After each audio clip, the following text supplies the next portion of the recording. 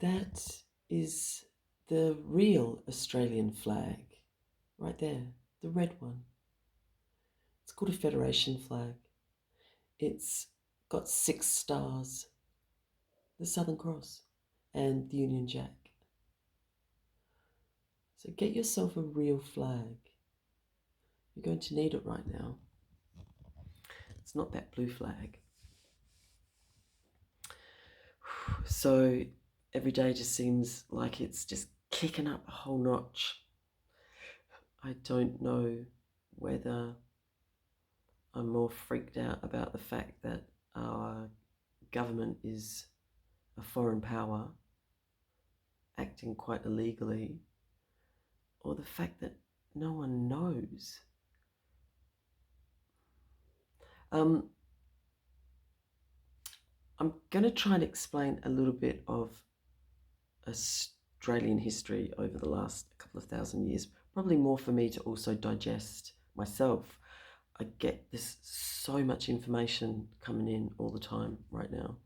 I'm learning more every day than I did in a whole term of law at uni. It's just, so I totally get that. It's late, I'm tired, that it's bite-sized pieces to digest, um, absorb as much as you can, know when to disengage. So right now, we're at war. It's World War III. We are prisoners of war because we are occupied by a foreign occupier. They're sort of called the government, but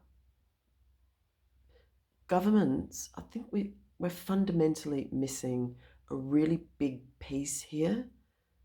And I can give you lots of reasons or theories why I think that's happened. But there's this disconnect that the government and the politicians and the police are for the people. They've sort of taken on a world of their own. And the reason why they're foreign occupiers is because they're committing fraud. I'll do another video and I'll show you some documents. Everyone's always screaming for facts all the time. So I've done a map. It's behind. I'm going to flip you around in a second, show you. But I just wanted to try and explain how they've sort of done it. And totally, I don't know very much. I'm just trying to learn and understand. And I'm just trying to help digest. And so repeat will help you, help me. It's very divided right now. And there's a really big difference between being ignorant because you don't know, because they're not going to tell you on the TV and they're not going to tell you on the radio and they're not going to put it in the paper. And so unless you're around someone that's going to prompt you to find that information out, how would you know? There's things that I have been ignorant of, and then once I've known them, I'm like, oh wow, now I know, you know. And then there's stupid and ignorant together, really bad combination. And I get that you need to be able to it's mental gymnastics to absorb information, understand information, give it a context, the laws, the legislation of what's going on.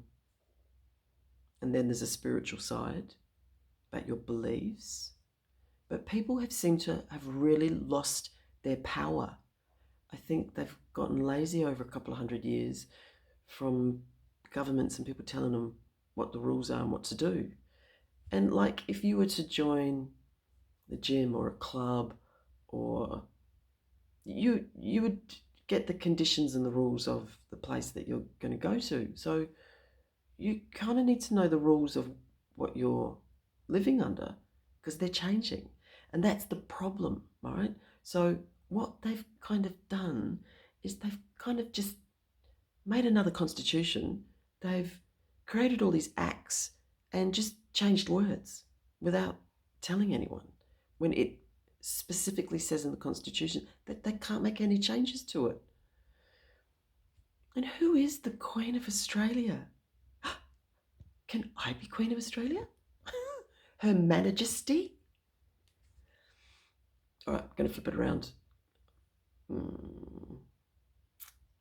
The light's not very good, so I'm going to use a torch. So I won't use I need one of those laser beams so I can point around what I'm talking to.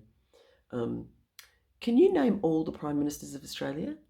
You could probably name more Prime Ministers of America than you could of Australia. Honestly said, I didn't know a whole lot of them too, so, All right. So our Constitution was written in 1901, in 1st of January. That should be our Celebration Australia Day, really. That's what I think. But those Commonwealth laws, they come from somewhere, and they come from, a previous 1,000 years of laws. So there's a line of authority. Like you're at school, your teacher is answerable to the principal of the school that they're, everyone's answerable to someone, all right? So right now, this foreign occupier has no line of authority. And this has to really sink in to your being for you to take the shift, all right? So if you don't grasp that, you're not going to grasp what's going on. But when you do, when you see it, you cannot unsee it, all right? All right, feet going to sleep, sitting on them. Okay, so it's a pretty big, it's like that, right? Okay, shall we come down? No, yeah, let's come down here. All right, it's really hard to read. All right, check this out. Oh, now it's under spotlight. Oh, this is cool. Okay. All right, so where we are. Oh, this is year 0. So in 529, there was the Justinian Code. Romley Stewart keeps doing wonderful videos about the Justinian Code, so I reckon watch them. And it was where they joined, essentially, church and state. Corpus Juris Civilis. That's where they created those capital letters. It's called Dog Latin. Looks like English. Sounds like English. It's not English. Where Rome was the creditor and not the debtor. So that's the whole thing joined to our strawmans. We're the debtor. All right, what's up here? Okay, Australia-specific timeline. All right, here we go. 1215, Magna Carta. I know my buddies say it was signed under duress, but it was still signed. Was it signed VC? Don't know. It was updated in 1297 by King Edward. What was going on then? Unus Sanctum. Now, Unus Sanctum, 1302. The Pope declares all souls belong to him, and the Vatican take their reign. Not long. Okay, another significant date. 1666, the Sesquiquivir. That was where we were tied to our birth certificates as strawmen. Strawman's still an American expression, I reckon. Inslee, just dead. Well, we're considered dead at sea, so that's where maritime law took over. 1689, rule of law. The must consent to legislation. So rule of law is about that you have to consent to the law. So that's where that tacit acquiescence comes in. So this is why it's really important that we start speaking up. We have an obligation when we know that something's wrong to actually, make it known, to make it right. So rule of law 1688 is the basis of tacit acquiescence. They put legislation in place, and then if we don't let them know that we don't agree with it or we object, then they're given that you agree if you don't speak up. Okay? All right. 1701, Act of Settlement. Keep that in mind because I'm going to talk about that when I describe the documents to you. All right, another really important date, the Lieber Code, 1863. This is what we're going back to now, so we're drawing on these ones right now. They're really old laws. Commonwealth of Australia, January 1st, 1901, it was written. Now, 1901, our first Prime Minister is Sir Edmund Barton. He was in from 1901 to 1903. He was a lawyer, and he moved from there over to the High Court, okay? And then Alfred Deakin stepped in for a year. But check this out for Prime Ministers, right? So the numbers on the left of when they've been actually elected by people. 1901, Barton. 1903, Deakin. Then Watson moved in, then Reid. No, you know, like when someone slips in behind them in like they're in the same group. So 1906, there was another election. Deakin got back in. They must have liked him. Then Fisher stepped in. Then Deakin back in. Oh, then in 1910, Fisher was elected. Okay, 1913, Cook was elected in. 1914, Fisher. 1915, Billy Hughes. Now, he was in for a while. Look at that. Bit of a chunk there. I must have liked Billy. But remember, 1915, that was sort of when World Bank was starting. There was a few things going on. It was a busy little time, 1913. Yeah, the Federal Reserve was created in 1913. J.P. Morgan and the Rothschilds. 1912, the Guggenheim, the Titanic sank. Remember? J.P. Morgan owned the company that just so happened to sink the Titanic. Where are we? Oh, 1922. Okay, so Bruce is elected in 1929, Scullin, 1931, Lyons. Okay, so JFK is assassinated over here around about this time. JFK Jr. Okay, let's climb up here. Sorry about the torch. My house is really dark. Okay, we've got The Hague, 1910. We're drawing on that too. Peace Treaty, Treaty of Versailles. So, I believe Billy Hughes signed that. King George V was coronated in Melbourne in 1927. That's when we're called subjects, not persons. Keep that in mind. So 1953, so I read that stuff out. So it said Germany had fully operative UFO craft in 1957.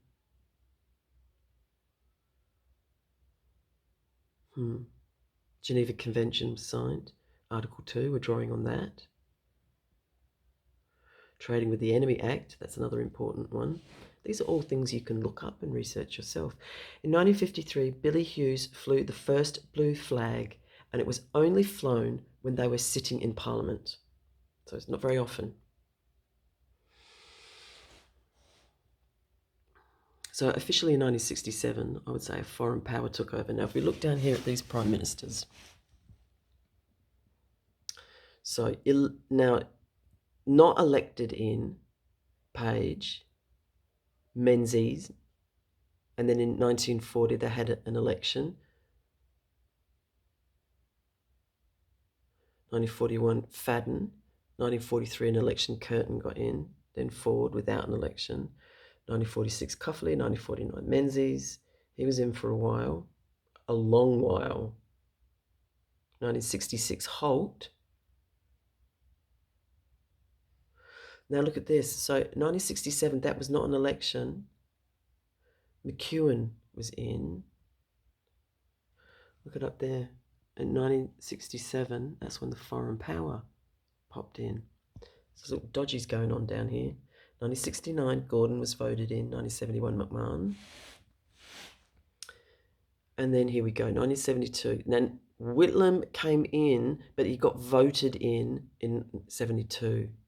It was Gough Whitlam that signed the Unidroit Treaty. That started moving our powers over towards the Vatican. But upon my readings, it would say that Gough Whitlam didn't really want the minerals of Australia to be taken out of Australia. He thought they belonged in Australia to the Australian people. And he wasn't too big on Pine Gap either. And so during that time, Kerr is Governor General, right? He's had 210 communication letters between him and the Queen. That's a lot of letters, back before the internet, guys. Now, they're locked away in the archives under secret and cannot be revealed until the Queen put it at, 2039, when obviously she's going to be dead. So what is in those letters? They call it private, but it's not private. It's state stuff. It's our history. We need to know. There's a court case going on about that. Maybe they're asking the wrong questions. Anyway, Kerr sacks Whitlam.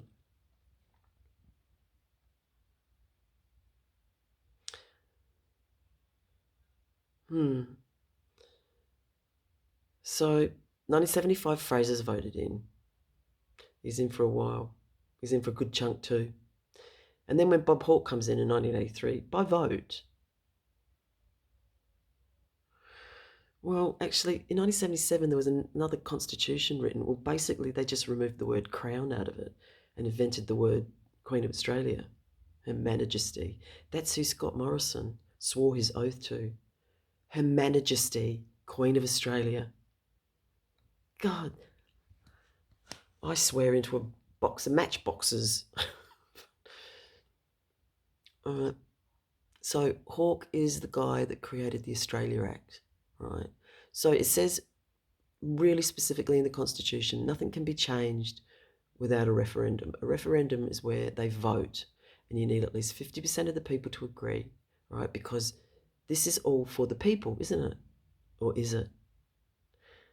And then 1993, Keating comes in. I've heard horrible rumours about him raping a boy on a beach who's 4 years old, burying him. And John Howard, look how long he was in for, voted in 96.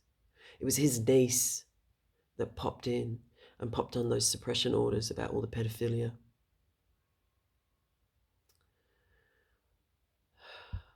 So Bob Hawke sold us out. Well, all of them did, really. 2007, Rudd. He was a bit boring, wasn't he? So I left Australia back in 1982. So I kind of missed a lot of this. Didn't come back until 92. Paul Keating was like a snake. I remember he used to like buying art, and he'd wear flowery, weird ties, and he had a real slippery tongue, and he was a real slick guy. Some people liked him, some people hated him. He really did bring the tone of language down in the House of Parliament, for sure. And then we had Gillard in. There's criminal charges on most of these people. Howard, Gillard. 2013, Abbott. 2016, Turnbull. 2019, Morrison, who gave his oath to the Queen of Australia, Her Majesty. So it's all treason. So when you make changes to something without asking, you get into trouble. And the trouble is called treason. And treason is when you do me harm, do me wrong, want to kill me. It's like the worst form of betrayal you could ever commit. And it is life imprisonment. It's execution, it's treason. Treason is really serious. And amongst the maxims of law, it states that anything fraudulent is like, it's the worst crime you commit. All right, where are we? Oh, there you go, Bob Hawke, Australia Act, the Hague Convention. We've come racing in. It's like 20 years have just disappeared. Pine Gap, we've got lots of military there. Now, these lines I was creating, so the whole reason why everything has been going the way it is, you see that line where it says 2022? Aussie debt's cleared. So in the world of finance, if you're a person, so it goes like loopity-loop-loop. If you're a person, you can clear your debt every 7 years. But if you're a country, you can clear your debt every 70 years. So 70 years, and these are really significant dates. 1602, debt was cleared. So it's every 70 years. 1672, debt was cleared. 1742. 1812, 1863, 1882. No, sorry, it wasn't 1863 for cleared debt. It's 1812 to 1882. I'm looking through my phone, that's why I can't see the peripheral. Debt cleared, and then we go, then the debt was cleared again in 1952. That's when they made buckets of changes, because they've got to get you entrapped again. You know, your strawman, the trade agreements, you know, you're worth 8 million ahead. So it was all cleared. So everyone got locked back in 1952. And then the next one, 2022, debt's cleared again. Every 70 years, country debt is cleared. So right now, they are committing election writ fraud. And then he's just done the COAG with no referendum. That's taking away more powers. Our Australian military is ranked 19 out of 138 in the world. We have 57,000 active currently right now military in Australia. That's Australians alone. China's got 2 million, so we're a bit behind there. And then the other thing is US bases. Now, I heard a rumour, well, I know 30,000 troops came into Northern Territory. That was to deal with something off the coast of the territory, but I believe, and I've been searching, please tell me if you know the amount of military that have come in recently in the last month, 2 months, and they're all camping out in Pine Gap, underground, I would say. And I was looking at the US bases in Australia. So Pine Gap's got 5 different departments. You can look them up, it's easy. Northwest Cape has got 2, and those 2 are like the biggest solar camera and the biggest communication systems for the Southern Hemisphere. And then Seismic Station has got 6 different departments, and Mildura is a weather station that's got 2 departments, and then there's another 34 US departments and bases around Australia. Northern Territory and Queensland host the bomb training department for them and the jungle training for them. And there's a big GPS system there. That is both the RAAF and the maritime people. Ooh. So, treason. The police, many of them, I don't think even realise that they're not working under a line of authority. They're not working for the Crown. The Commonwealth Australia is a private corporation that's registered in Washington. They are a little bit of a boys' pedo club. Thanks to Karen Brewer. G'day, Australia. They're naughty boys.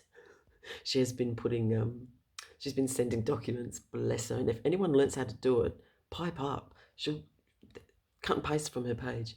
She sends notice of default opportunity to cure to people. So I'm going to start doing that in South Australia. So you send them a document. Basically, you're asking them, are you a Freemason? You have an opportunity to clear your name, clean hands, and you give them time to respond, and you send that 3 times. And if they don't respond, that's tacit, that's silence, that's guilt. So then you can slag the shit out of them and call them what they are. Freemason, demorlay. So we've got to get these people out. So absorb the information. Right now, it's really about taking back your power, understanding your standing in this world, in Australia, particularly in the world, but in Australia. Police are merely working for a private corporation who have sold off all our water. They have allowed their mates who own mines to drain our Great Artesian Basin. If you don't know what that is a beautiful, huge, massive underground water ossifer that lives under Australia, and it runs all through the top of Queensland, all the way down into New South Wales, in and around and up. Like, it's just massive, and it's just about empty. I think it is. They've blocked the river coming down into South Australia. They're allowing people to grow cotton, for God's sake.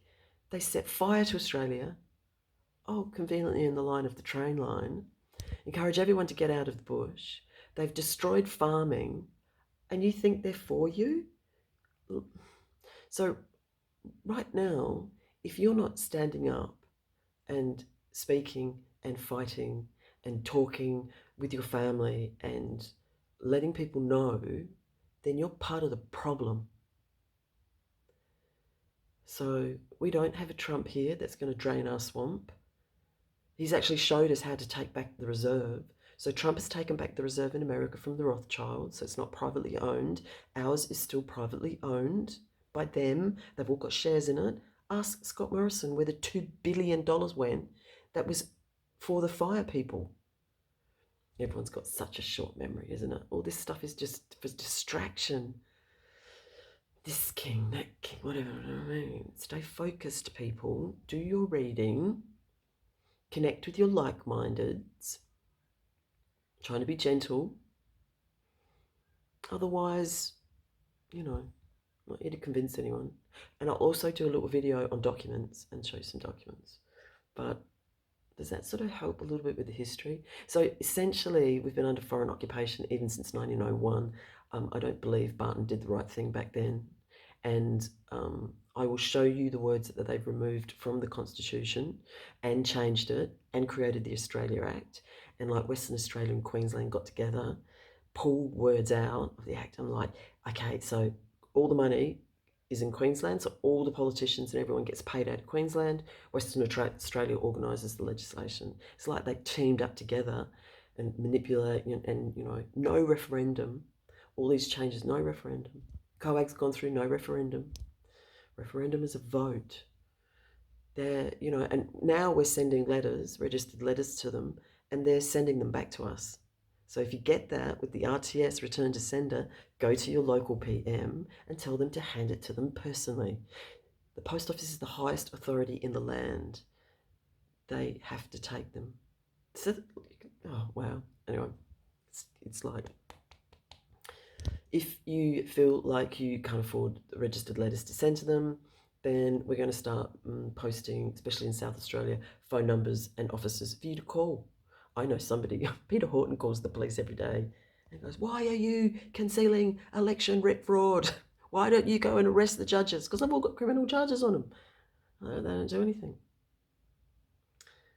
So they've just spent $9 million in South Australia for semi-automatic weapons and training. We've got homeless people, we've got domestic violence, we've got problems here, and you're spending $9 million on semi-automatic weapons. What for? What do you need them for? We don't have the population or the terrorism here, other than when everyone starts waking up. I don't know. Anyway, okay, enough for me. I'll do a documents video tomorrow, show you some stuff, but reach out if you need help, let me know. Share, I feel really drawn to share because I'm so surprised that people don't know, unaware. They've got a little inkling, but they don't want to talk about it. You need to be talking about it. It needs to be the topic of conversation, and we just need to get them out. Good work, Karen, though.